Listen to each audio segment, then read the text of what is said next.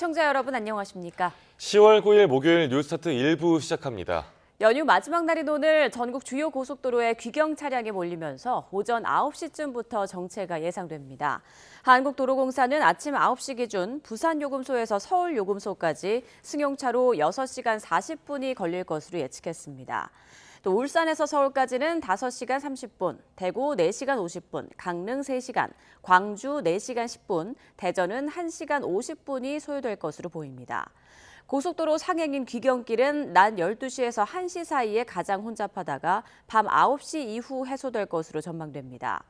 귀성 방향은 나들이객의 여파로 오전 9시쯤부터 강릉과 양양 등 일부 구간에서 정체가 빚어져 양방향 정체가 빚어질 것으로 보입니다. 네, 추석 연휴가 이제 막바지를 향해 갑니다. 귀경객들은 일상으로 돌아갈 준비를 시작했고 축제 현장은 막바지 휴일을 즐기는 사람들로 북적였습니다. 오태인 기자입니다. 추석 연휴, 오랜만에 만남을 뒤로한 작별의 시간.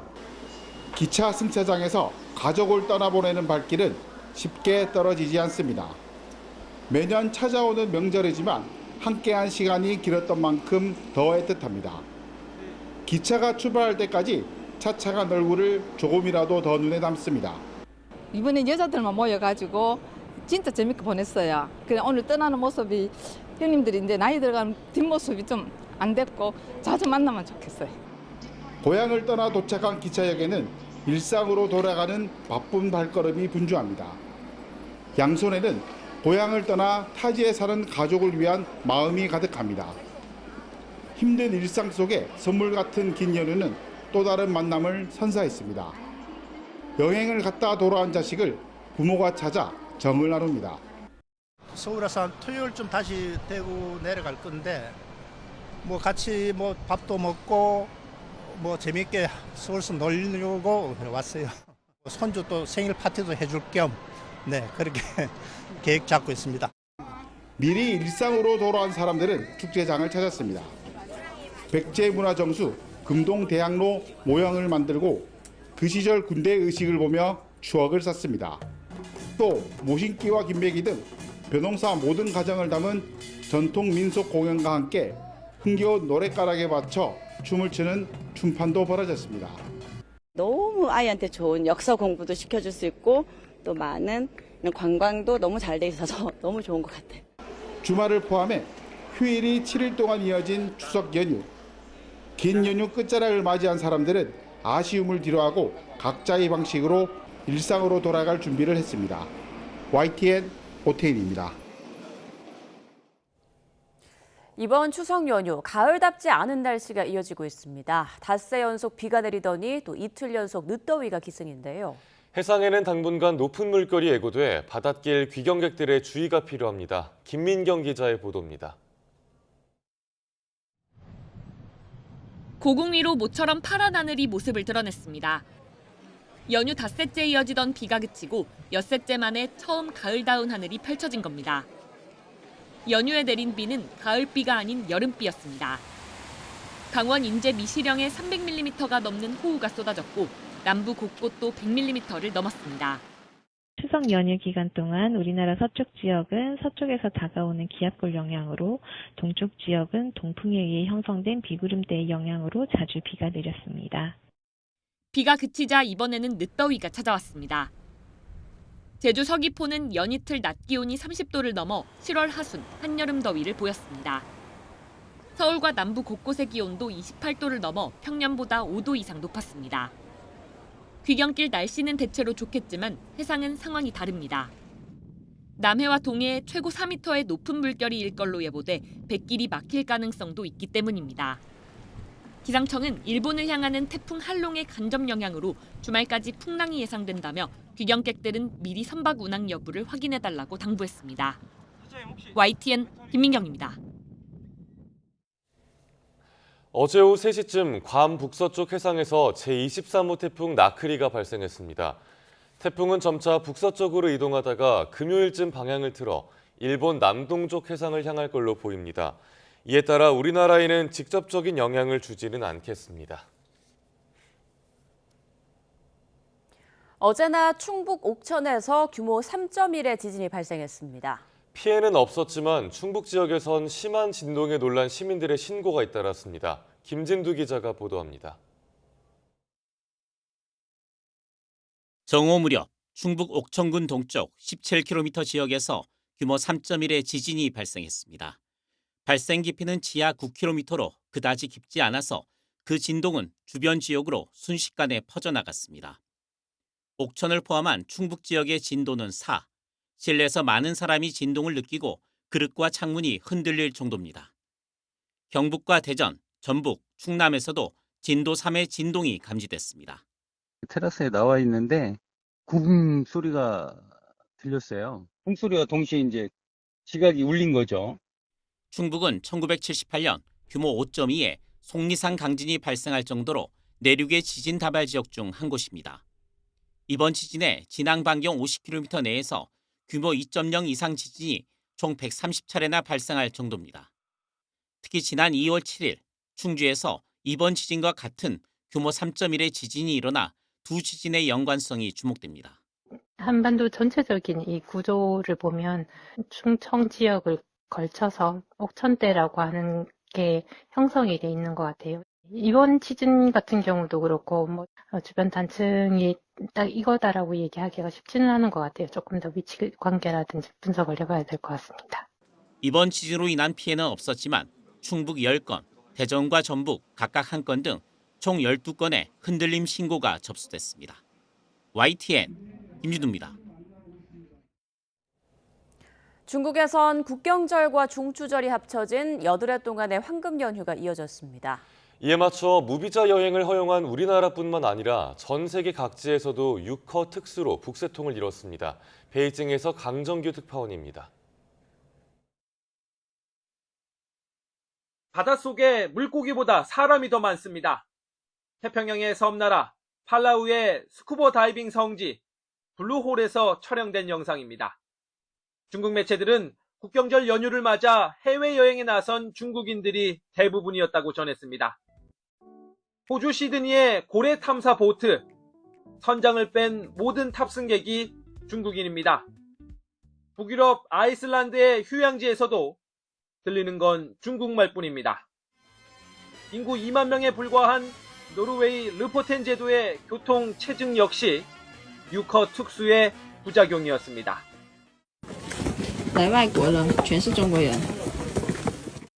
중국과 네팔 접경 에베레스트 산에선 때이른 폭설로 수백 명이 고립됐습니다. 특히 티베트 고원 쪽에서 몰려든 중국인 등반객들이 많았습니다. 雪已经到这儿了，这么厚，顶上居然是还在下吗？现在，太恐怖了。 중국의 8일 연휴 동안 하루 평균 출입국자는 200만 명을 넘겨 코로나19 이전 수준을 회복했습니다.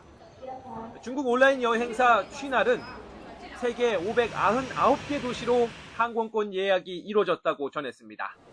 이번 연휴에 맞춰 중국인 무비자 단체 관광 시행에 들어간 우리나라에도 100만 명 넘는 유커들이 추가로 찾아올 전망입니다. 베이징에서 YTN 강정규입니다.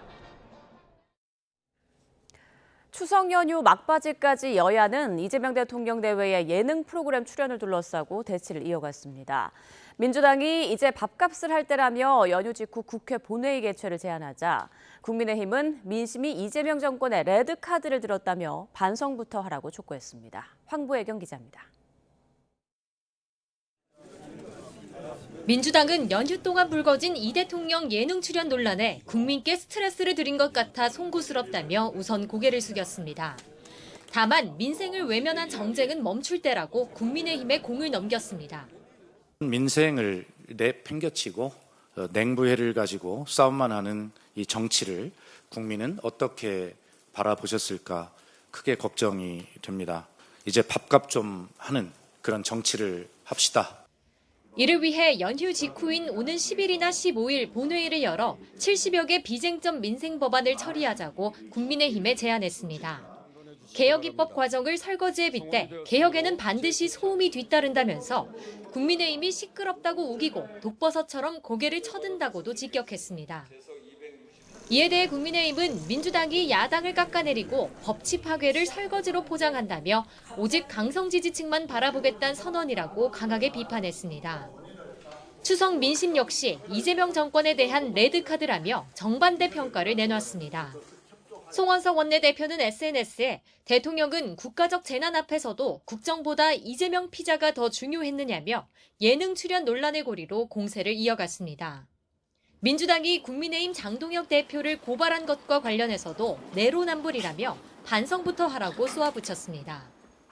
세월호 참사 당시에 전직 대통령에게 7시간 행적을 분초 단위로 공개하라고 외치던 이재명 대통령과 민주당이 지금은 야당 대표를 허위사실 유포로 고발하는 민주당은 내란 청산과 개혁을 담대하되 조용히 추진하라는 게 국민 뜻이라며 연내 개혁 입법을 마무리하겠다는 뜻을 재확인했습니다.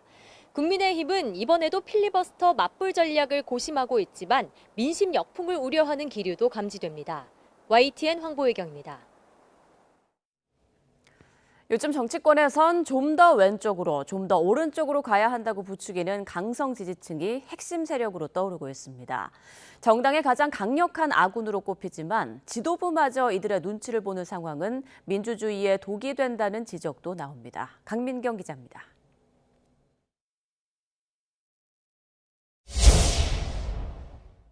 손가락 혁명군과 태극기 부대. 10여 년 전 이들이 등장했을 때 주류 정치인들은 일회성 소란이라며 시큰둥한 반응을 보였습니다. 하지만 오산이었습니다. 2025년 이들은 각 정당의 당권을 쥐락펴락하는 건 물론 여의도 정치인들의 활동 반경을 결정하기도 합니다. 민주당 주인이신 당원들의 승리입니다. 모든 우파 시민들과 연대해서 개딸과 윤 어게인으로 이름을 바꾼 강성 지지층이 지금의 여의도 분위기를 이끌고 있습니다. 이들의 최대 무기는 행동력으로 같은 진영이라도 생각이 다르면 문자 폭탄을 퍼붓고 거리낌 없이 멸칭을 붙이기도 합니다. 이재명 대통령의 오랜 동지도 개혁에 미온적이면 수박이란 꼬리표가 붙고 어떤 분이 또 전화를 해갖고서 수박이라고 말해요. 쓸데없는 소리나 방송에 가서 한다고. 다른 선택을 했다가는 이유 불문, 배신자가 됩니다. 저에게 배신자라고 외치는 것은 좋습니다. 그렇지만 한 번 찍힌 낙인을 지우기 쉽지 않아 의원들 소신은 점점 희미해집니다. 강성 지지층 중심에는 여론을 선도하는 스타 유튜버가 있는데 김어준과 전한길이 대표적입니다. 그냥 평소대로 했어요. 그리고 그랬기 때문에 당대표가 된 겁니다. 친한파라 분류되는 그런 사람들은 언제나 국힘의 당론을 어기고 민주당 손잡고 대중의 지지를 먹고 사는 정치인들이 수백만 명 팬을 거느린 유튜버의 출연 요구나 비판을 무시하기 힘듭니다. 공천과 정책 결정이란 정당의 핵심 역할에까지 영향을 미치는 강성 유튜버들 몸집이 커지자 견제 목소리가 나오는 것도 당연합니다. 링 바깥에서 링 위에 있는 선수를 조정하는 것은 정치 제도에 아무런 도움이 되지 않는 것이 아니라 해악을 끼치는 것이라고. 물론 강성 지지층 활동 반경이 커지면 엘리트주의가 완화되고 당원 민주주의 실현이라는 순기능을 기대할 수 있지만 부작용이 심화하고 있다는 반론도 만만치 않습니다. 특히 상대 진영을 경쟁자가 아닌 적으로 규정해 정치 구도를 선과 악의 대립으로 변질시키고 있다는 지적이 나옵니다. 요즘 여의도에선 정치가 대화와 타협이다란 말이 특히 멀게만 느껴집니다. 정치인과 강성 지지층 모두 민주주의의 위기는 멀리 있지 않다는 지적을 되새겨봐야 할 때입니다. YTN 강민경입니다. 어느 분야에서든 신인은 경험이 적을지 몰라도 참신한 시각과 에너지로 조직의 활력을 불어넣곤 합니다. 입법기관인 국회도 마찬가지일 텐데요. 국회에서 활약하는 초선들의 이야기를 김다현 기자가 전합니다.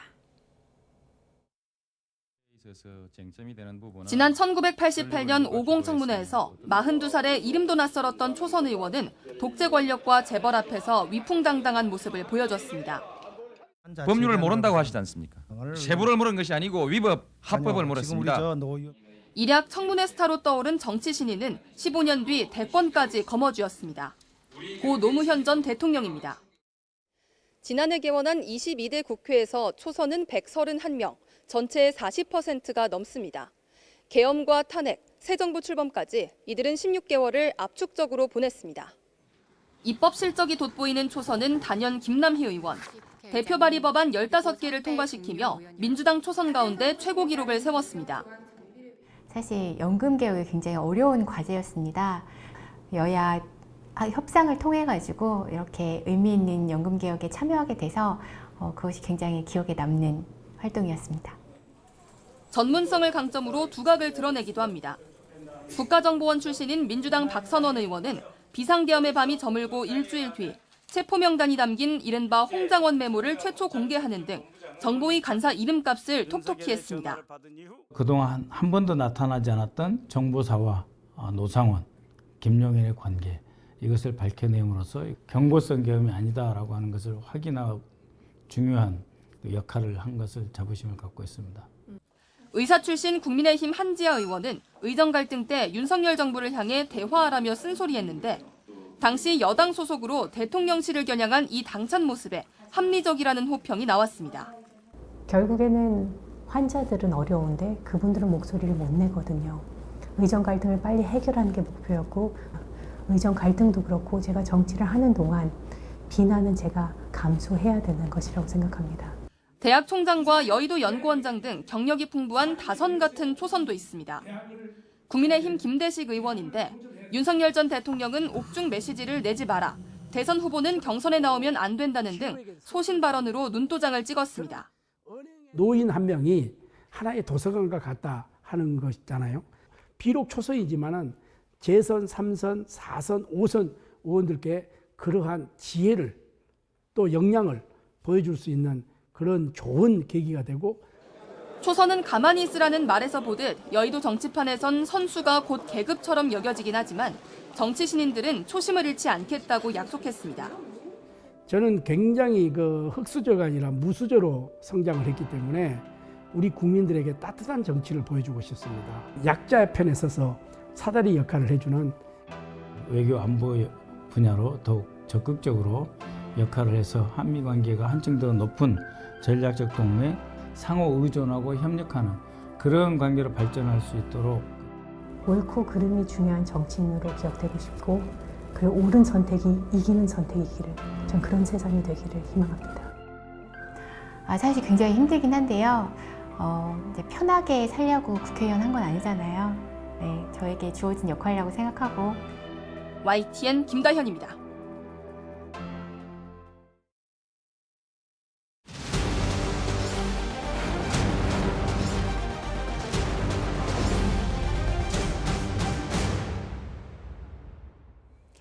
(3대) 특검 수사 과정을 짚어보는 연속 보도 순서입니다. 이번에는 특검 수사 대상 가운데 아직 김건희 씨와의 뚜렷한 연결고리가 나오지 않은 의혹들의 수사 과정을 정리했습니다. 안동준 기자가 보도합니다. 윤석열 전 대통령 부부가 재작년 7월 우크라이나를 방문한 뒤 삼부토 건축가는 장중 최고가를 경신했습니다. 특검은 이들 부부의 깜짝 방문이 삼부토건 주가 조작과 관련이 있는지 들여다보고 있습니다. 윤 전 대통령이랑 순방 일정 미리 논의하셨나요? 특검에서 확인할 사항이 있다고 그래서 참고인 자격으로 왔습니다. 특검이 주가 조작 세력들을 잇따라 구속 기소하면서 이제 무대는 재판으로 넘어갔습니다. 다만 이들과 김건희 씨와의 사전 교감이 있었는지 입증해야 하는 건 아직 특검의 숙제로 남아 있습니다. 특검은 양평고속도로 특혜 의혹과 관련해 전방위 압수수색을 벌이며 기반을 다졌습니다. 지난달에는 당시 사업을 담당한 국토부 직원을 구속하며 관련 의혹으로는 처음 신병 확보에 성공했습니다. 타당성 조사 재검토 요청한 거 맞으세요? 장상면 일대로 종점 바꾸려 하는 의도가 뭔가요? 다만 김건희 씨의 개입 여부를 규명할 핵심 인물들에 대한 소환 조사는 좀처럼 진행되지 못하고 있습니다. 원희룡 전 국토부 장관과 국민의힘 김선교 의원을 언제 부르는지가 수사 진행 상황을 가르는 척도가 될 전망입니다. 김건희 특검의 첫 인지수사 사건이었던 이른바 집사 게이트 수사는 주춤하고 있습니다.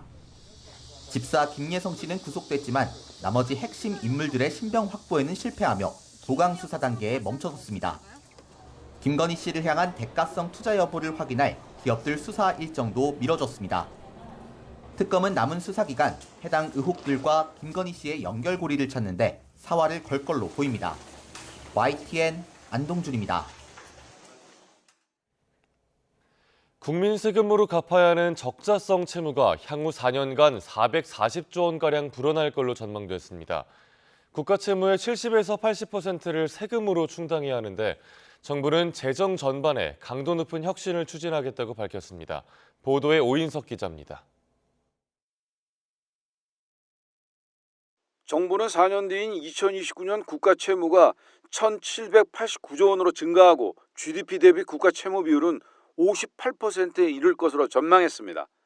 이 가운데 국민 세금으로 갚아야 하는 적자성 채무는 같은 기간 440조 원가량 늘어날 것으로 예측됐습니다. 적자성 채무는 대응 자산이 없거나 부족해 향후 세금으로 갚아야 하는 채무를 뜻합니다. 적자성 채무 비율은 지속적으로 늘어 2029년 국가 채무 대비 76%를 넘길 것으로 전망됐습니다. 국가 채무의 70에서 80%가량이 국민 세금으로 갚아야 하는 빚이라는 의미입니다. 올해 2차례 편성된 추경 재원도 대부분 적자성 채무에 의존했습니다. 적자성 채무의 가파른 증가는 국민의 실질적 상환 부담을 가중시키고 이자 지출도 증가합니다. 올해만 국고채 이자 지출이 30조 원을 넘어설 것으로 보입니다. 급증하는 채무는 재정 건전성뿐만 아니라 국가 신용도까지 영향을 미칠 수 있다는 지적이 나옵니다. 국제통화기금 IMF도 최근 연례 협의 결과를 발표하면서 재정의 지속 가능성 확보와 고령화에 따른 지출 압력을 수용하기 위해 장기적인 재정 개혁이 필요하다고 권고했습니다. 고령층 은퇴자들과 관련된 정부 지출, 의무 지출인 기초연금을 좀 효율화할 필요성이 있고, 그 다음에 이제 학령 인구가 급감을 하니까 이 학령 인구 관련된 지방 교육 교부금도 좀 구조 조정이 불가피하다 이렇게 보고 있습니다. 기획재정부는 재정구조 혁신 TF를 출범시키고 중장기 재정의 지속 가능성 확보를 위해 재정 전반에 강도 높은 구조 혁신에 나서겠다고 밝혔습니다.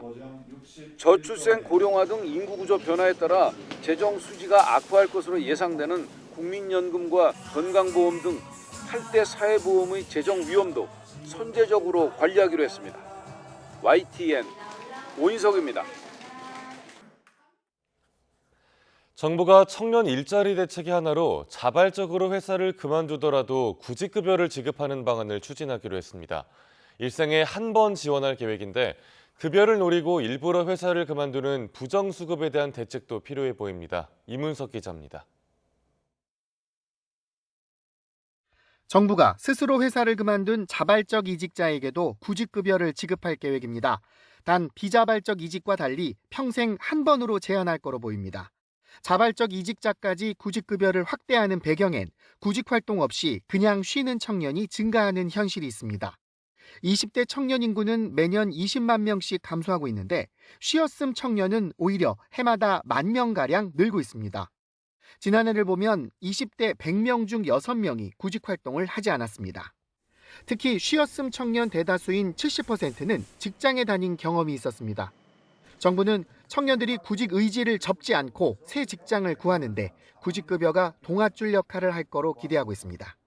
잠시 멈춘 청년에게는 다시 일어설 기회, 일하고 싶은 청년에게는 당당히 일할 기회, 일하는 청년에게는 존중받으며 성장하는 일터를 보장하고자 합니다. 물론 구직급여를 목적으로 일부러 회사를 그만두는 도덕적 해이에 대한 우려도 있습니다. 실제로 지난해 실업급여 부정수급 규모는 역대 최고인 322억 원에 달한 상황입니다. 따라서 자발적 실업급여 제도를 도입하기에 앞서 정부가 대상과 요건은 물론이고 부정수급을 막을 대책도 꼼꼼히 마련해야 한다는 지적이 나옵니다.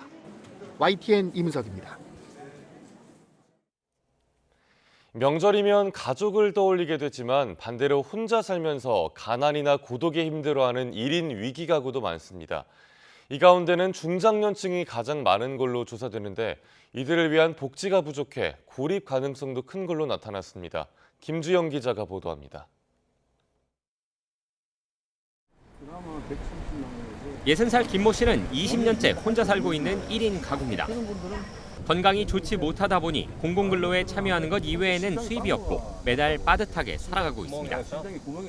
김 씨처럼 사회 경제적으로 취약한 경우를 1인 중장년 위기가구로 분류하는데 주변에서 어렵지 않게 찾을 수 있습니다.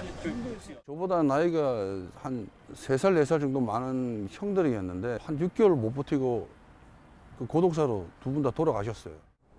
현재 위기가구는 각종 공과금 체납, 의료비 과다 지출, 휴폐업 상황, 주거 위기 등 40여 종의 위기 정보를 종합해 산출하고 있습니다.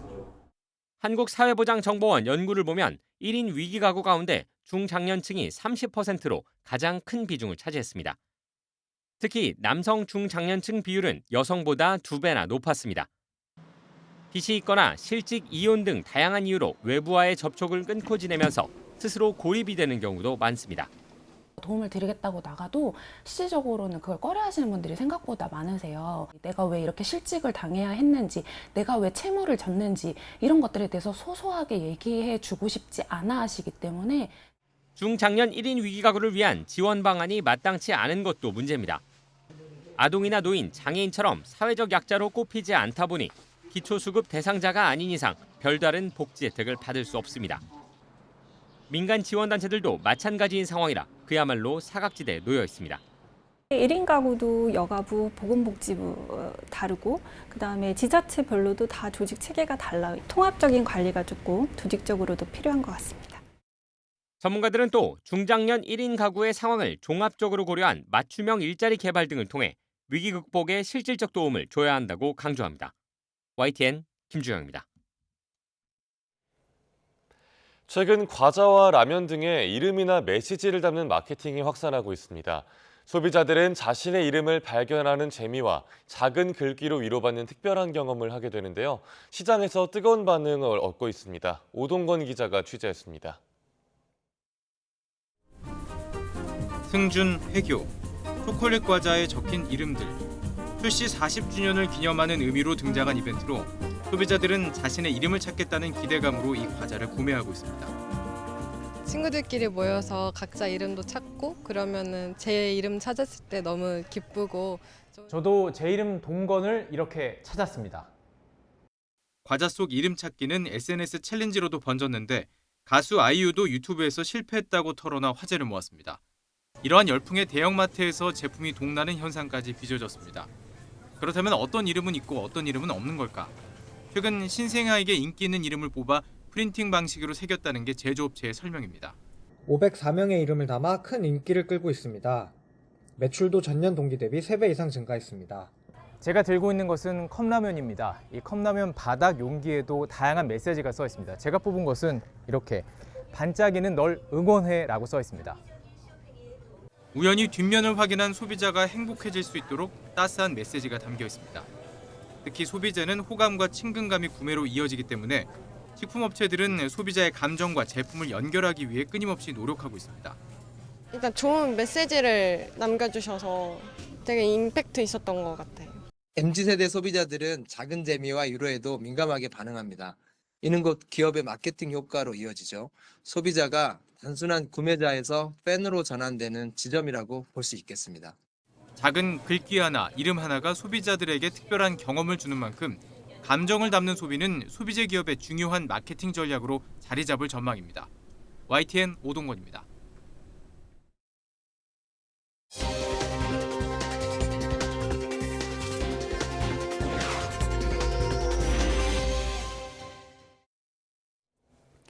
소득 그리고 지역 격차에 따라 비만의 불평등이 심각하다는 연구 결과가 잇따르고 있는데요.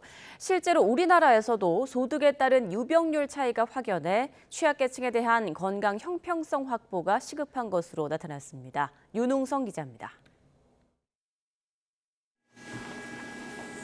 과거 먹을 게 부족했던 시절 비만은 부자의 병이라고 불렸지만 지금은 상황이 다릅니다. 가난할수록 비만이 많다는 연구 결과가 잇따르는 건데 소득이 높을수록 신선 음식을 많이 섭취하는 반면 저소득층은 값싼 고열량 가공식품에 쉽게 노출되면서 빈곤과 비만의 역설이라는 말도 나왔습니다. 우리나라 사정 역시 비슷합니다. 지난 2023년 기준 소득 상위 20%의 비만 유병률은 31%였지만 하위 20%는 38%로 더 높았습니다. 2019년과 비교해보면 양쪽 모두 코로나19 유행 시기에 증가하다가 이후에는 소득별로 차이가 벌어졌습니다. 비만으로 떠안는 사회적 비용은 한 해 15조 원이 넘는데 당뇨와 심혈관 질환은 물론 불안과 우울 등 정신적 문제에도 영향을 미치는 만큼 건강 형평성을 고민해야 하는 상황입니다. 고소득층보다 저소득층의 치료 접근성이 떨어지는 것도 문제입니다. 2023년 기준 소득 상위 20% 가운데 6,242명이 비만으로 진료를 받았지만 하위 20%는 2,914명만 병원을 찾았습니다. 비만이 주요 원인인 고혈압이나 당뇨병 진료도 저소득층보다 고소득층이 2배가량 더 이뤄진 것으로 나타났습니다. 결국 치료가 시급한 저소득층이 경제적 이유 탓에 오히려 병원 치료를 받지 못하는 현실인 겁니다. 비만 발병률을 낮추지 못하고 합병증으로 이어지게 방치한다면 가난이 더 큰 가난으로 야기되는 악순환이 될 것입니다. 고가의 비만 치료제 출시가 잇따르면서 비만 빈부격차도 점차 커지는 상황 속에 저소득층의 치료 접근성이 떨어지지 않도록 정책적 지원이 절실해 보입니다. YTN 윤홍성입니다. 국내 연구진이 다중 밀집 사고를 예방하기 위해 인공지능을 활용해 인구 이동과 군중 밀집을 예측하는 기술을 개발했습니다. 대규모 축제나 행사, 도심 교통 혼잡 완화뿐만 아니라 감염병 확산 대응에도 활용될 것으로 기대됩니다. 권석화 기자입니다. 기존의 군중 밀집 예측 기술은 특정 지역의 인구수나 지역 간 이동량 중 하나를 활용했습니다. 이 때문에 사람들이 서서히 모이는 상황에서는 위험 신호를 포착하는 데 한계가 있었습니다. 국내 연구진이 개발한 AI 기반 군중 밀집 예측 시스템은 바이모달 학습 방식으로 인구수와 이동량을 복합적으로 분석합니다. 특정 지역에 몇 명이 머는지 정점 정보와 지역 간 인구 이동 흐름이라는 간선 정보를 함께 활용했습니다. 이를 통해 단일 정보만으로는 놓치기 쉬운 위험 신호까지를 잡을 수 있게 되었습니다. 현재 상황뿐만 아니라 미래 위험까지 내다볼 수 있는 눈을 AI에 달아준 셈입니다.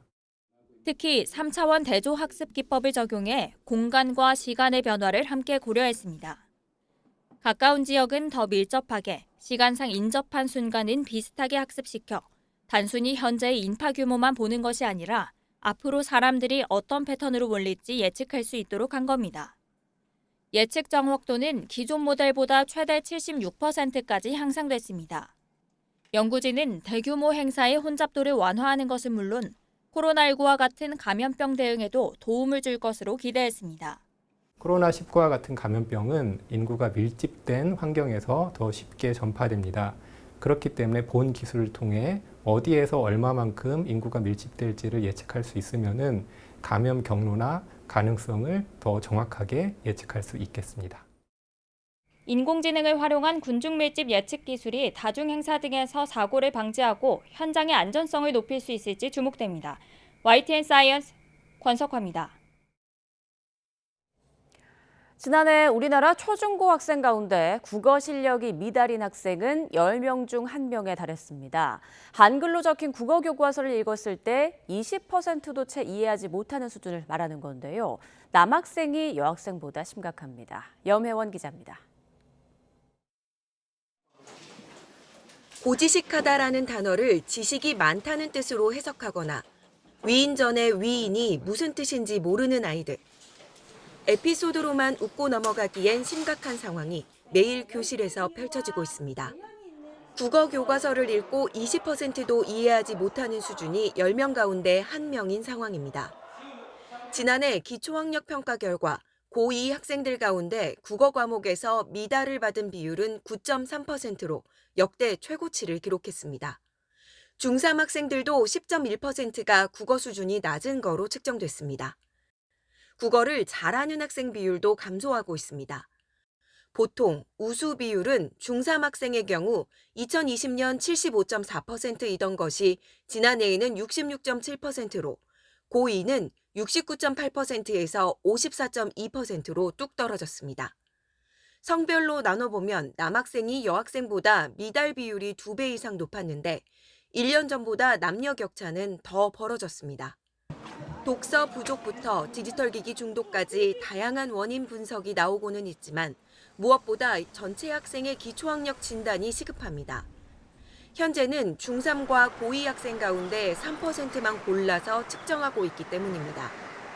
10년 새 미달 학생이 7배나 늘어버린 상황 속에 학교나 교사 개인의 노력에 의존할 게 아니라 이젠 공교육의 틀 안에서 문해력 교육을 제대로 시행해야 한다는 지적입니다.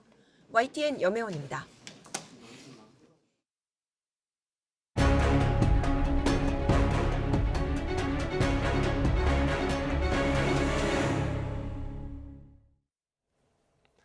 올봄과 여름의 기상현상을 바탕으로 기후위기의 심각성을 살피는 연속보도 마지막 7번째입니다.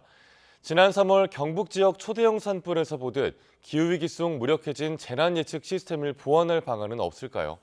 인공지능 AI 융합 기술이 주목받는 가운데 예측 불가능한 재난에 맞설 수 있을지 살펴봤습니다. 정혜윤 기자가 보도합니다. 지난 3월 경북 지역을 덮쳤던 동시다발 산불입니다. 순간 시속 27m에 달하는 강풍과 평년보다 높은 기온은 산불을 초고속 대형화시켰고 기존의 예측 시스템은 이러한 이상기후 현상을 따라잡지 못했습니다. 전문가들은 극한 환경 속에서 인명피해를 막기 위해 전통적인 예측 모델을 대신할 인공지능, 즉 AI 융합 알고리즘 개발을 서두르고 있습니다. 이른바 AI 하이브리드입니다. AI가 과거 대형 산불의 데이터는 물론 지형과 나무 종류, 극한 강풍 데이터까지 복합적으로 학습하도록 하는 게 목표입니다. 산불 발생 시 불과 몇 분 만에 화선의 확산 경로와 속도뿐 아니라 마을 도달 시간까지 예측할 수 있습니다. 기후변화로 대형화되고 연중화되고 있습니다. 현재 저희가 개발하고 있는 그 AI 확산 예측 프로그램은 기상의 악조건을 저희가 바로 수신해서 바로 반복해서 학습을 통해서 빠르게 예측하고 정확도를 향상시키는 데 초점이 맞춰져 있습니다. 기존의 정확도가 80%대에서 수준이었다면 앞으로 26년 이후에는 80~10%까지 정확도를 향상시킬 계획입니다. 최종 목적은 재난 대피 체계의 혁신입니다. 정확해진 AI 예측 덕분에 산불이 시설물이나 마을에 도달하기 최소 5시간 전까지 빠른 대피 명령을 내리는 게 가능해질 것으로 기대됩니다. 예측의 신속성과 신뢰성이 곧 주민들의 생명을 지키는 골드타임이 되는 셈입니다. 지상에서 공중, 우주까지 전 높이에서 산불 행동을 탐지하고 기상 빅데이터와 함께 AI가 이것을 학습해서 확산 경로를 예측하게 됩니다. 이 확산 경로를 바탕으로 해서 진화 자원을 배치하고 대피 경로와 번역을 설정해서 알려드리게 됩니다. 이 모든 과정을 자동화하는 것이 최종 목표입니다. 산불에 큰 도움이 될 거라고 저는 확신합니다. AI보다는 개인의 경험이나 또는 지금의 인프라를 통해서 이렇게 하는 게 훨씬 더 정확하고 잘 되더라. AI라는 거 자체가 그런 데이터를 쌓아서 만들어가는 거잖아요. 그리고 그렇게 됐을 때 혹시 그런 인적 자원이 없어지더라도 그리고 또는 우리가 쌓아놓은 그런 어떤 데이터가 잠깐 소실되더라도 이 모델을 통해서 그분의 생각을 빠르게 펼쳐나갈 수 있는 거기 때문에. 연구팀은 올해 초기 모형을 구축하고 2027년까지 고도화해 시범 운영한다는 게 계획입니다. 동시에 행정안전부 등 관계기관과 협력해 예측 정보를 기반으로 한 대국민 경보, 대피 시스템을 전면 개선할 방침입니다. 기후 재난 시대 AI 기술을 방패 삼아 초대형 산불 위협을 극복하려는 노력이 얼마나 대응 체계를 혁신할 수 있을지 주목됩니다. YTN 정혜윤입니다. 지하철에 탑승한 승객이 들고 있던 배터리에 불이 나 시민들이 대피하는 일이 반복되고 있습니다. 시민 안전을 확보하기 위해 대책이 마련돼야 한다는 지적이 나옵니다. 양동훈 기자입니다. 뿌연 연기가 치솟는 지하철 승강장에서 소방관들이 진화 작업을 벌입니다. 역에는 사이렌 소리가 울려 퍼지고 대피를 안내하는 다급한 목소리가 들립니다. 지난달 1일 서울 지하철 2호선 합정역 승강장에서 승객이 갖고 있던 20kg짜리 대용량 배터리에 불이 났습니다.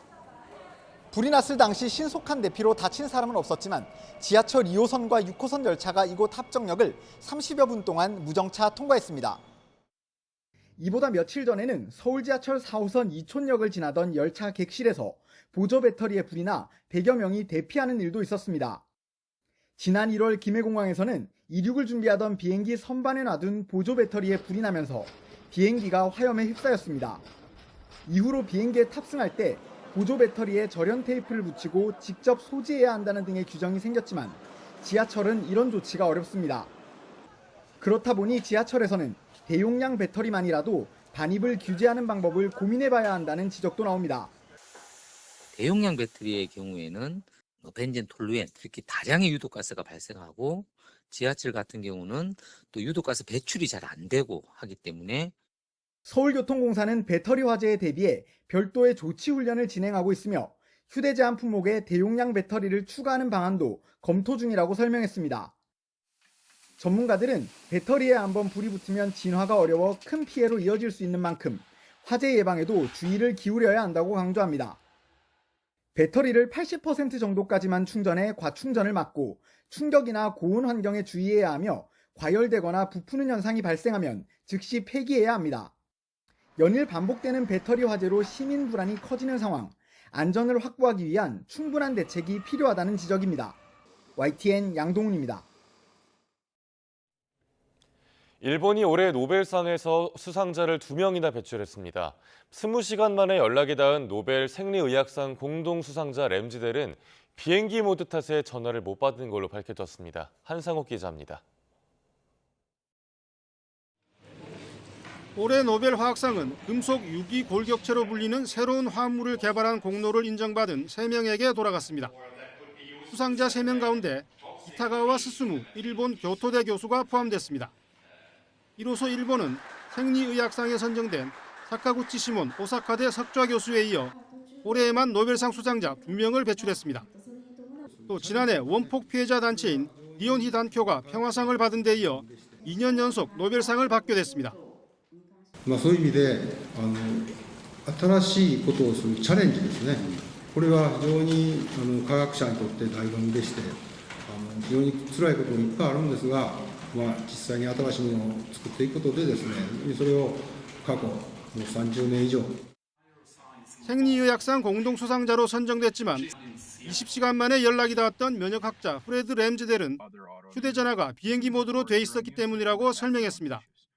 아내의 전화기에 문자 메시지가 쏟아지면서 노벨상을 받게 된 걸 알게 됐습니다. I said, what? She said, you won the Nobel Prize. I said, no, I didn't.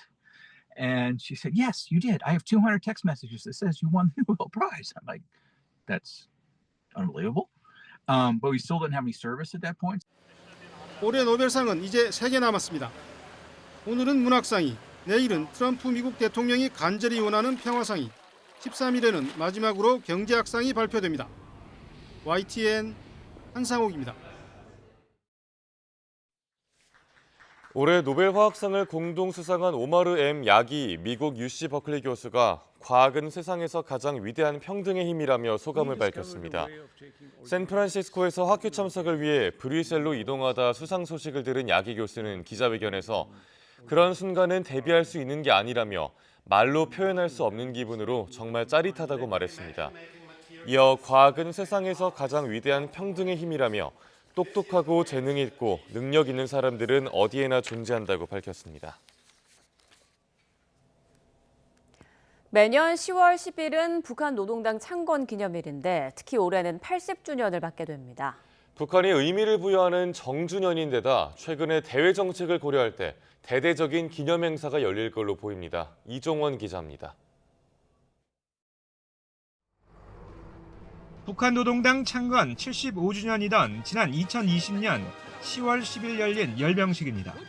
처음으로 새벽 0시에 열병식을 열어 관심도를 더 끌어올렸고 새로운 전략무기이던 ICBM 화성 17형이 대열의 마지막을 장식했습니다. 김정은 국무위원장이 직접 연설도 했습니다. 위협적 행동들을 억제하고 통제 관리하기 위하여 자의적 정당 방위 수단으로서의 전쟁 억제력을 계속 강화해 나갈 것입니다. 5년마다 돌아오는 정주년인 올해도 역대급 열병식과 대규모 집단 체조를 준비하는 정황이 속속 포착되고 있습니다. 무엇보다 북한이 얼마 전 엔진 개발을 완료했다고 선언한 새로운 ICBM인 화성 20형이 등장할지 관심입니다. 그러니까 화성 20형이라고 하는 ICBM 계열의 전략 무기, 그다음에 AI가 결합된 로봇이라든지 드론이라든지 이런 무기 체계들, 그러니까 북한판 신무기들을 대량 보여줄 가능성이 있다 이렇게 봅니다. 김정은 위원장이 중국 전승절 80주년 기념식에 참석하면서 다자외교 데뷔 이후 처음 열리는 열병식이라는 점도 주목됩니다. 태남먼 막루에 섰던 외국 정상과 고위급 인사들이 김일성 광장 추석단에도 얼마나 오르게 될지 최대 관심입니다. 북중 또는 북러 관계의 밀착 정도를 고려해 볼 때 김정은 위원장의 좌우에 리창 총리 그리고 러시아의 메드베데프 전 총리가 자리 잡을 가능성이 매우 높습니다. 방중길도 함께했던 김 위원장의 딸 주애가 이번 열병식에선 어떤 위상으로 자리에 함께할지도 관전 포인트 가운데 하나입니다. 정주년인 만큼 김정은 위원장이 직접 연설에 나설 것으로 보이는데 최근 대남, 대미 메시지를 반복해 내놓을지 주목됩니다. YTN 이종원입니다. 북한 조선중앙통신은 김정은 국무위원장이 내일 열리는 노동당 창건 80주년 경축 행사에 참석하기 위해 방북한 통룬, 시슬릿, 라오스 국가주석과 회담했다고 보도했습니다. 김 위원장은 회담에서 라오스 당과 인민의 투쟁에서 보다 큰 성과들이 이룩되기를 바란다고 말했고, 시슬릿 주석은 친선 협조 관계를 발전시켜 나가는 것은 라오스 국가 지도부의 일관한 입장이라고 화답했습니다. 미국이 우크라이나에 토마호크 미사일을 공급하면 러미 관계는 돌이킬 수 없이 손상될 것이라고 러시아가 거듭 경고했습니다. 독일은 최근 자주 출몰에 위협하는 러시아 드론을 격추하기로 했고, 리투아니아는 전쟁 확산에 대비해 주민 대피 훈련을 시행했습니다. 신웅진 기자가 보도합니다. 우크라이나 체르니히우 석유 저장소가 러시아의 드론 공격을 받아 화염에 휩싸였습니다. 소방관들이 사투를 벌이며 불길을 잡아보려 하지만 역부족입니다. 우크라이나는 러시아 벨고로드로 미사일을 발사해 3명이 숨지고 1명이 다쳤습니다. 이렇게 양측이 미사일과 드론으로 공방을 거듭하고 있는 가운데 국제 정세도 심상치 않게 돌아가고 있습니다. 러시아는 우크라이나에 토마호크 미사일을 공급하려는 미국에 또 으름장을 놨습니다. 마리아 자하로바 러시아 외무부 대변인은 미국 행정부의 결정이 내려진다면 대화 재개 조짐을 보이는 양국 관계가 대립의 소용돌이에 휩싸일 것이라고 경고했습니다. 도널드 트럼프 미국 대통령은 지난 6일 우크라이나에 토마호크 미사일을 제공하는 방안에 대해 어느 정도 결정을 내렸다고 말한 바 있습니다. 최근 폴란드 등 유럽에 러시아 것으로 의심되는 드론이 잇따라 나타나자 독일은 이를 격추하기로 했습니다. 지난 2일과 3일 뮌헨 공항에 드론이 출몰해 항공기 운항이 이틀 연속 중단되자 이에 대응하기 위한 법안을 제출한 것입니다. Das gibt der Bundespolizei die Möglichkeit, technisch auf der Höhe der Zeit gegen Drohnengefahren vorzugehen, beispielsweise mit elektromagnetischen Impulsen, mit Jamming, mit GPS-Störung, aber auch mit physischen Einwirkungen. 유럽 전체로 위기감이 확산하면서 리투아니아 주민들이 대피 훈련에 들어갔습니다. 전쟁이 커지면 러시아와 벨라루스 국경에서 40km 이내에 거주하는 주민의 절반인 약 40만 명이 떠날 것이라는 시나리오입니다. 러시아는 나토 회원국을 공격할 계획이 없다고 주장하지만 리투아니아를 비롯한 발트 3국과 폴란드는 무력 충돌과 대규모 난민 유입 등에 대처할 계획을 세우고 있습니다. YTN 신홍진입니다.